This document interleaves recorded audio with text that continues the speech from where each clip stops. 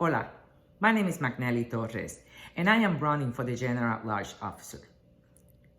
In my last video, I talked about my platform, training, transparency, and advocacy. So let's talk about training. But before that, I want to give you an idea where this passion that I have for training comes from. You know, my passion comes from the fact that I was born and raised in Puerto Rico. And my abuela Tere not only always instilled in me that education was important, but my abuela Tere was a product of the Great Depression era. Yet, and only with a 5th grade education, she managed to help my grandpa build a small business. And I grew up reading newspapers while sitting on her lap at the store, practicing my reading when I was a little girl. And that's where my newspaper passion, love for journalism comes from. And that has evolved over the years. I love journalism and I love investigative reporting. And when I left the island, which was not part of my plan, I was really in a very precarious position because my English skills were not very good. So my passion also comes from the fact that I have to work really hard.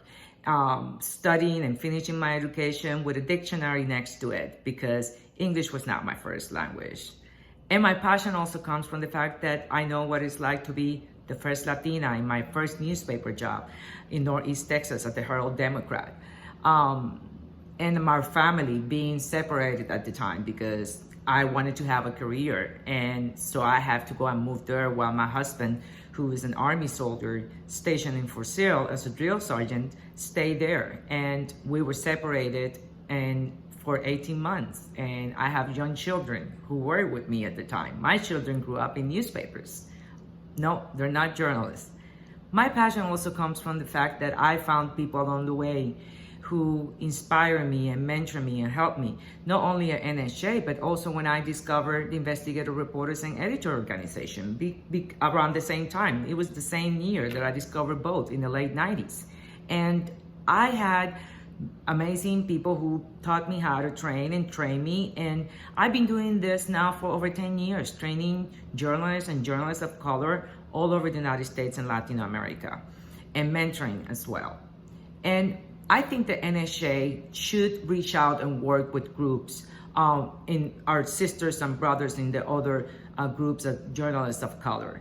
I have relationship with a lot of these groups from over the years. I have mentored and also trained journalists, Asian journalists of their association, Native American journalists. Last year, I also have relationship with the Chicas Poderosas and Periodistas de a Pie.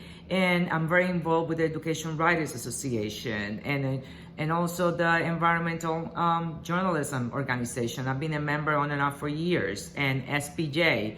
And so I think that we need to create a laboratory where we can all collaborate and work together, especially the other groups, journalism of color, LGBTQ organization, and also journalists with disabilities. We have so much in common that we can work together and we can accomplish so much. But before we do all those things, we also need to make this conference affordable, which has never been, and it's too expensive. And a lot of people can really afford this. And a lot of employers nowadays don't support this. And I don't think things are gonna get any better. We make this more affordable, but at the same time, concentrate on efforts of giving top-notch training all across the board, from management up the way down to entry level in both languages. And I want to work for you on this. I will be honored if you vote for me, because I really want to make a difference, and it is time, and this is the time to do it. So please vote for me. Reach out if you have any questions. And I think we can accomplish a lot when we work together. And sí se puede, mi gente.